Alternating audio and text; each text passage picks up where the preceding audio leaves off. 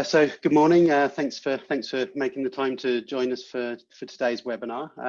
So today we're going to be taking a look at how you can be using mission control to manage the product roadmap. So think of that as if you're managing a software development application.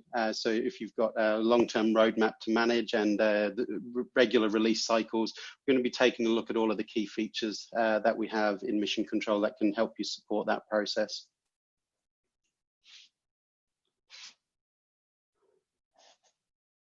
Okay, so just a quick introduction. My name is Colin Johnson. I'm the CEO and co-founder of Aprika Business Solutions. Aprika has been in the Aprika is 10-year-old. We just turned we had our anniversary last month. So during our 10 years, we've been we've been purely focused on the Salesforce ecosystem.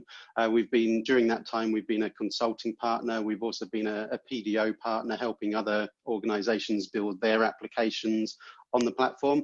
And we've also got a range of our own solutions on the App Exchange. Personally, I've been involved with the Salesforce ecosystem for around 16 years now. And during our time at Aprika, we've been involved with implementing around 500 projects on the Salesforce platform for various customers. Quick overview of the agenda. So really, we're going to be talking around the entire software development life cycle. So we'll start off with just sharing some insights, I guess, around how we actually manage the process ourselves. And obviously, we're going to be diving into how we use mission control, but starting off, we'll just be looking at that onboarding process, just sharing some best practice tips around how we try to onboard our customers. Then we'll be moving through around listening to our customers, getting feedback around what they want to see in the product, and how that gets translated into ideas and eventually features on the roadmap. And then we'll talk around what we do to manage the planning of that roadmap and individual projects, right through to the development, and then obviously once the release is finished, how we finish that off with communicating to customers. Obviously, happy for this to be interactive. If you have any questions, feel free to put them in the chat, and we'll catch those at the end for you. Okay, so I guess from a software development cycle, we see it as a continuous cycle, and really we see like these 5 pillars underpinning the entire framework. So obviously, whilst getting a new release out the door is a fantastic achievement, it's really not the finish line. It is just part of an ongoing process. So here at Aprika, before we get one release launched, we're already well underway with the next one. So we see it as a living, breathing entity that is constantly evolving. One step feeding the next. So whilst we're really going to be talking about release management today, I think it's important just to talk about a few key processes that we have further upstream that help customers as part of our onboarding process. So trying to put the foundations in place to make sure the customer is as successful as possible. So very often, the person that will install the application might be the system administrator, but isn't necessarily going to be an end user of the platform. So we want to make sure that we're capable of communicating with as many stakeholders in the customer's business as possible. So as a SaaS business, it's well understood that you need to get your customers engaged in the product within the first 90 days. And if you can achieve that, it obviously dramatically improves the retention and reduces attrition. So as part of that process, we actually have an onboarding campaign. So every new customer gets added on, and within the first 35-40 days, they're going to receive a series of emails really diving into the various features of mission control. So we're making them aware of the various resources we have on our website. We're making them aware of like what support channels are available and how they can get in touch with us. So really that obviously the two benefits of putting that onboarding program in place are, for the customer, they obviously get the get more awareness of the resources available to them, more awareness of the product itself. And from our perspective, we've now got a bigger audience, because so one of the first parts of that onboarding campaign is that system administrator is able to then submit any of their colleagues onto the same onboarding campaign. So we're building up a bigger audience of people that we can make sure we're keeping them across all of the new features.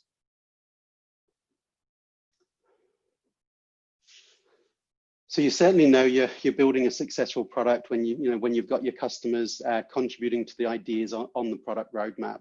So at that point you should be proud in the fact that you've got ambassadors outside of your organization who are invested in the success of the solution. So certainly a large portion of our roadmap comes from where we want to take the product, but we also encourage our customers to provide feedback. So we're constantly capturing new ideas from our users. So ultimately, all of our support cases are reviewed as to whether they're relating to a feature request. We have regular health checks with our customers. We issue out a periodic Net Promoter Score survey, as well as having customer summits where we're drawing on these various channels that can help us drive new ideas and making sure, obviously, it's fit for the purpose of the people that are using it, which is ultimately the end users. So this is great for us because we're getting suggestions of how to make the product bigger and better by people who are using it on a daily basis, and seeing their ideas come to fruition drives that customer retention as they see that not only do they have a voice, but it's actually being heard. So moving on from listening and ideation, next we have the planning. So customers want to know you've got a plan of where the application is going and when and how you release updates and what features are on the roadmap. So really, in terms of visualizing the roadmap, we're going to walk you through that during the demo. But really, the overall structure is, we have a program in Mission Control, and within that program, we're building out requirements, and within each requirement, we're building out the detailed user stories and checklist items. From our perspective, any customers on the call will obviously understand and be familiar with our release cycle. So we have a regular release cycle similar to Salesforce in that we push out 3 major releases per year. So we typically aim for April, August, and December. They've been chosen because they don't conflict with Salesforce release cycles. We find it really beneficial to have customers on a stable version of Salesforce when we're pushing out new features within Mission Control. And then obviously inevitably there will be minor bugs that need to be resolved, or there's smaller features that don't need to be part of a major upgrade. So we push out fortnightly patch updates, and from our perspective, we found that Sunday afternoon Eastern Standard Time is a good time because that make sure most of our customers across the world are on the weekend enjoying their time off. So really, obviously, the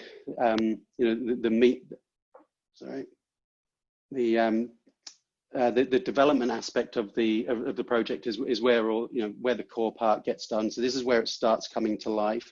So again, we're going to take a look at this in the demo, and so we'll just walk you through how we're managing that roadmap and working out what new features are going to get added into a particular release. Then once we're into that release project, we're looking at the requirements, we're allocating them to the project, and then running that through the sprint planning process. So what's in the sprint backlog, what's been allocated to a particular sprint, and then looking at the resources that are available, recording the progress, and then finishing off that circle around, so we've developed this feature, let's now revisit and work out what user stories are we ticking off here, what items do we need to test, and what's been successfully completed, and then what issues have been identified through that testing process. And then finally, communication. Obviously, if you can't effectively communicate what you've done, you may find it wasn't necessarily worth doing because customers aren't aware of it and they're not able to take advantage of those new features. So really just again sharing some best practice around how we deal with things. So we try our best to cover all bases. So we publish detailed release notes. We pre-record what's new webinars, so it's always available on demand for customers as and when they want to look at the new features. Obviously the user guides are updated. The knowledge base gets additional articles added, and then that cycle continues around, like obviously asking customers for feedback. So have the new features met the mark? What else do you want to see? So obviously that ongoing cycle will carry on. Okay, so now we're going to just take a look at some of the features in Mission Control that help us support this process. So first of all, we're going to look at, from a product roadmap perspective, how do we build out that roadmap? How do we start working out what new features are required? What's the detail behind those with the user stories? And then we'll move on from the product roadmap, from the program planner, and then look at the storyboard, which is a relatively new feature in Mission Control that allows you to map out those stories. So being able to build out that journey of where that feature in the product is going, and obviously working out the priority of those user stories. Once we've done all of that planning component, we're then into actually building out that detailed, the project for that particular release. So we'll be able to show you how on the project builder we can convert those requirements into actions within the project and then run through that sprint planning process. At the back end, obviously, once the development's been done, we'll show you how we go about tracking the testing of that. So we track all of our testing requirements in checklist items, and then anything that we've identified that isn't right gets logged as an issue. So we'll show you how we can track those issues directly from the Kanban, but also how you can see everything that's to be resolved on the issue log. Okay, so let's jump in now. So first of all, on the Mission Control console, what I'm going to do is just build up a new program for the roadmap of Mission Control.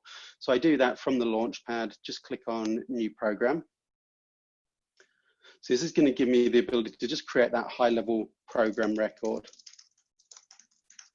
So I can fill in additional details like the objectives, the overall program notes, and so on. But if I save that, so that creates the program. So now when I jump back onto the console on my management pad, I can get through to the program planner. So if I click through, you'll see I've got my Mission Control roadmap that I've just created there. So going through to that planner. So by default, it starts with two columns, one for the backlog, one for the priority backlog. What I can also do is actually either upload existing projects or create new projects directly from here as well. So I'm just going to create a few new projects. So I'm going to say, this is my December release. So it just creates another column for that project there. And this one will be my April 21 release. And then one more, we'll just add in the August release.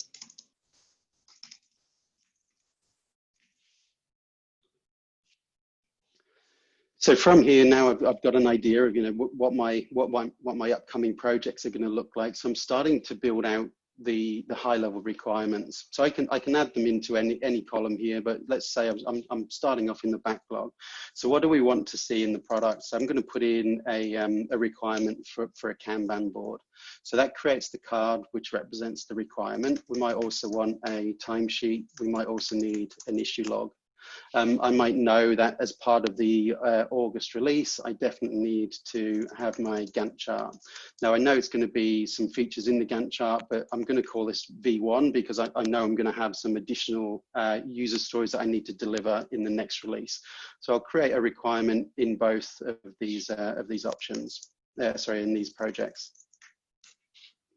Okay, so then I might say actually the issue log is important. It's more important. So I'm going to move that to priority backlog so I can see a list of everything that I need to do there. And so what I can also do is actually now that I've got these requirements built out, I can start adding in a bit more detail. So just clicking on the eye icon here, that opens up the requirements summary, which gives me access to the requirement record, so I can edit that and put in some additional information, but I can also start building out my user stories as well. So jumping through to the user story tab. So obviously user stories, we're generally dealing with a persona, which type of user is this user story relating to. So I'm going to say here, as a project manager, I want to view my critical path so that I can identify the key parts of the project.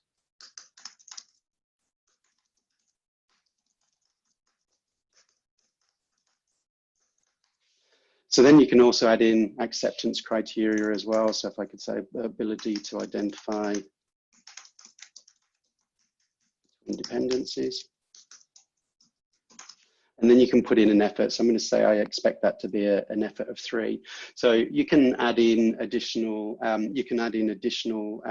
user stories as well. So if I click the plus sign, that will save that new user story, but then give me the ability to add in another one.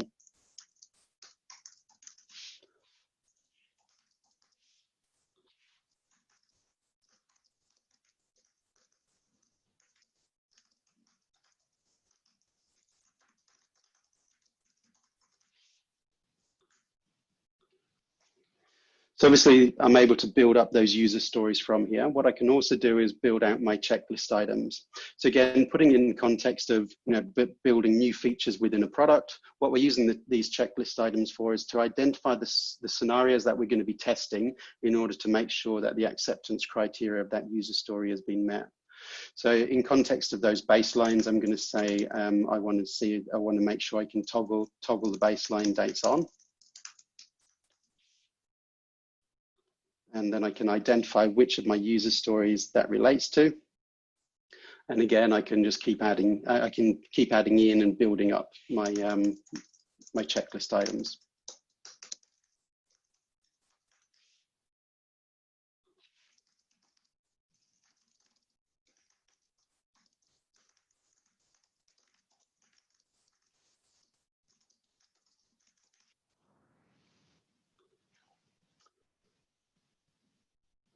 Okay, so what we're starting to see here is the early stages of a product roadmap. So we've got various ideas, we've got detail behind each one of those, so we know the sorts of features that we're going to be delivering, and we're working out the release cycle, so which features are allocated to which release.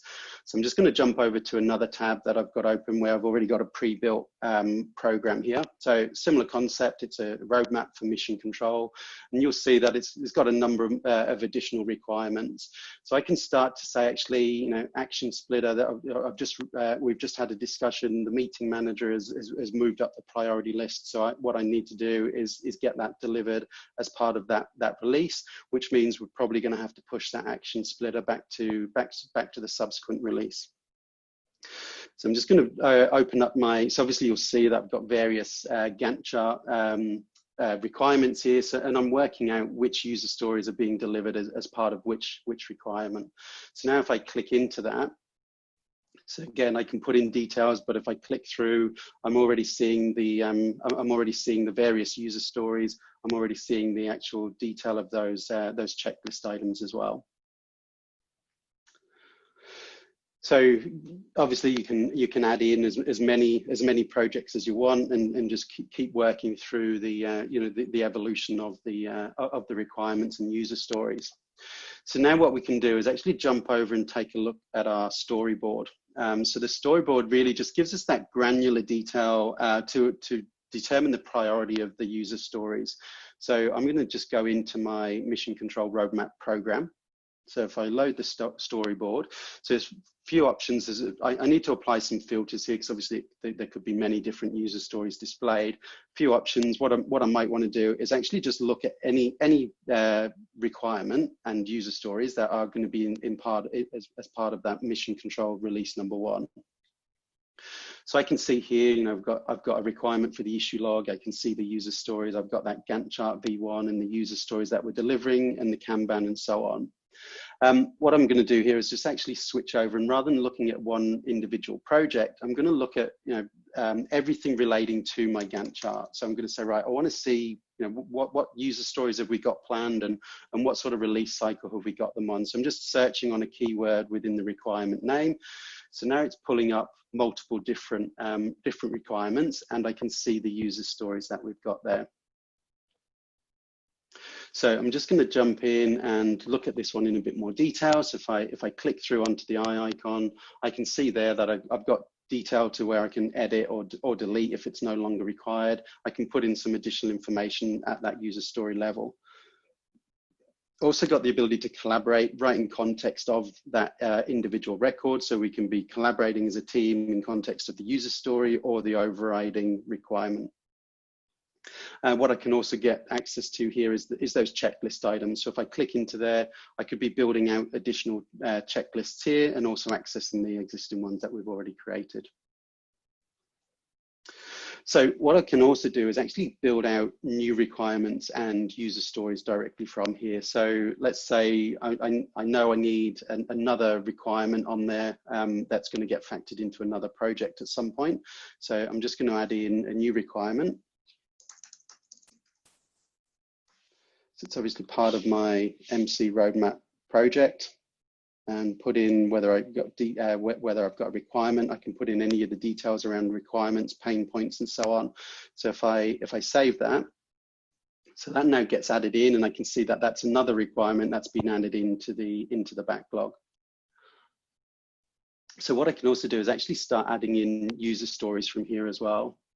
So what I'm going to say is I want to, so it's part of this Gantt chart V6. I'm just going to say it's part of that requirement there. So as a project manager, I want to view the today marker on the Gantt so that I can view progress being made. So again, create that user story. It's going to automatically add on to the board. So now I can see that is sitting there. Now again, what I can also do is start to prioritize it at a user story level. So like we were doing on the program planner, I'm dragging requirements from the priority backlog to a particular release project. It might be that we decide that we can't, we need to get this today marker put into this release here. So I'm just going to drag that over there. Now, what that might mean is we decide that we're going to move the export as a PDF over to the next release. So you're able to prioritize and map that journey of those user stories to make sure you're not putting in one feature before a dependent feature already exists. Okay, so obviously now we know what we're actually going to be getting delivered within our particular MC release project. So I'm just going to jump onto the project builder now and show you how you can start doing that, actually building in the information from the program through to an individual project. So again, on the console, on the management pad, I'm just selecting the project that I want to look at and going through to the project builder. So I've already got some milestones created. So I've got my sprint backlog, I've got sprint 1, sprint 2. Obviously a brand new project, there's nothing been done on this yet. However, because this project relates to that program, I can just open my requirements tab and I can see all of the requirements that have been allocated to this project from that program. So this is the list of requirements that we need to get delivered as part of this release. So if I know which sprint things are going to happen in, I can just drag them over. So I'm going to drag that requirement and drop it into sprint 1. So what that does is takes the requirement and creates an action for it, and it relates the user stories and the checklist. So it's all visible and accessible from that action now. So if I just drag a few of these over, I'll just be able to actually convert each one of these. Now, I'm not sure when that's going to get done. I'm just going to put it into the sprint backlog, but I know timesheet is going to go into sprint 2. So what I can also do in this scenario is actually reparent things as well. So if I drag issue log into sprint 2, and then during that sprint planning process, I'm looking in that and thinking, actually, we haven't hit the amount of effort that we can afford to do in this sprint. So what I could do is reparent that and just drag it over from one from one milestone to another. So now I'm starting to build up the entire the entire set of work that is going to be delivered within that particular sprint. What I can also do from here is actually reassign the work as well. So if I decide that it's not going to be me that's doing that, I'm going to drag Chris over and just drop him on there, and that would transfer that work off to Chris for me. Okay, so now obviously we know what we're working on. We're going to just take a look at how we, the development process is taking place. We're recording our time, and now we're ready to start testing on that. So jumping over to the main Kanban, the whiteboard, this gives us access to obviously all actions across all projects. What I'm going to do is actually just apply a filter and just look for a particular project.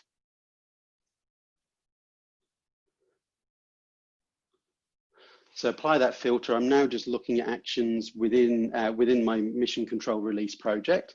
So here's the Gantt chart V1 that we've been taking a look at. So I can see what effort has been scheduled, what's completed. I can see I've got 2 checklists in there. So if I want to, if I'm now ready to test that, I can click into my checklists and start seeing what I need to go and test.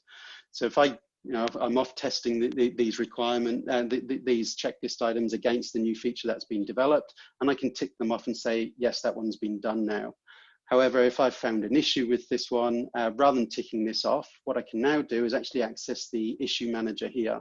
So I'm able to, if I click into that, that's going to open up the issue manager where I can record new issues in context of the project, the action, and the individual checklist item.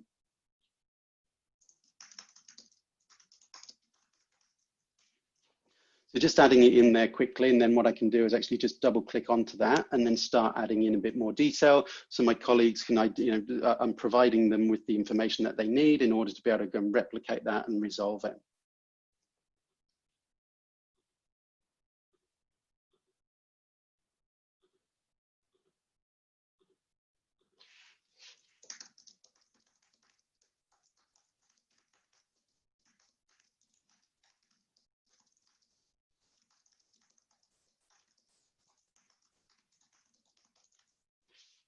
Obviously, you can put in as much detail as you need in order to actually allow them to replicate that issue. So click on save, and then that additional information gets logged against that. So obviously, I'm able to build out as many issues as I identified in context of the relevant testing scenarios.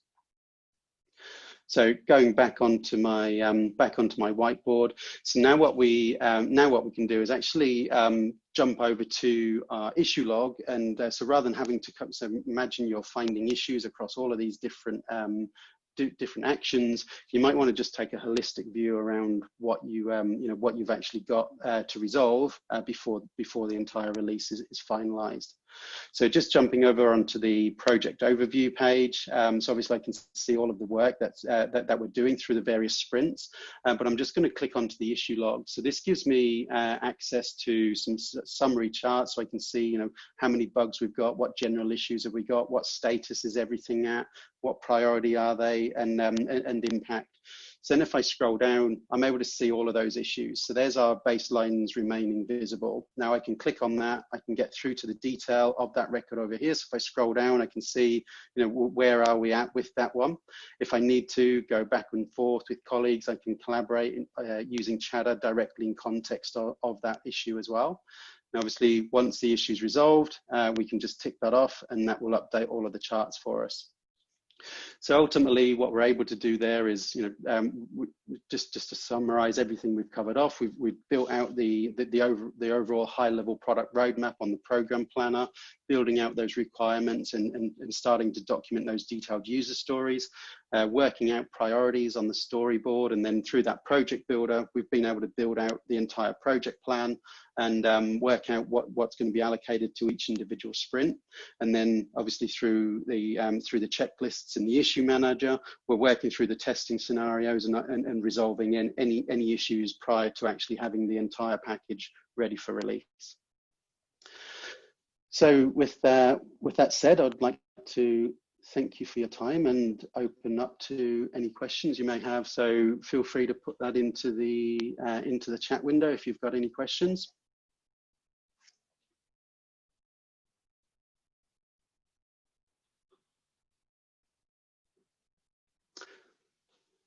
So I've got a question here. Can I move an action from one sprint to another if it doesn't get completed? The answer is yes, you can. So either on the project builder, like we went through in the scenario there, you can drag and drop to reparent the actions from one milestone to another, so moving them from sprint 1 to sprint 2. Alternatively, you could also do that on the whiteboard as well. So with the whiteboard, it's far more versatile. So by default, it's showing you the status columns, but you can switch that over to look at many different columns, and one of those is the milestone. So you could also do that reparenting from there as well.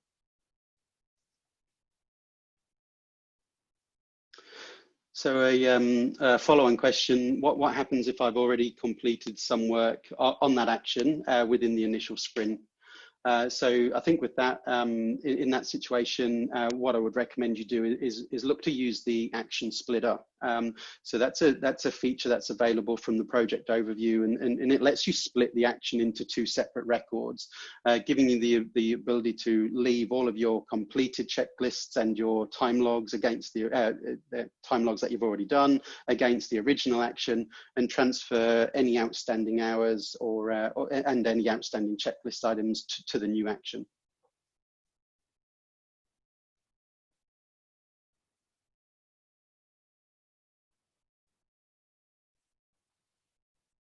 Okay, so just had another question there. Can I view issues across all projects? So again, answer is yes. So we were just looking at the issue log for that individual project. However, from the progress pad of the console, you're also able to access the issue log as a standalone page. So not in context of an individual project, but you can apply your own filters to that, but ultimately giving you access to all issues that have been logged. So for example, you could be seeing all issues that are currently not yet resolved.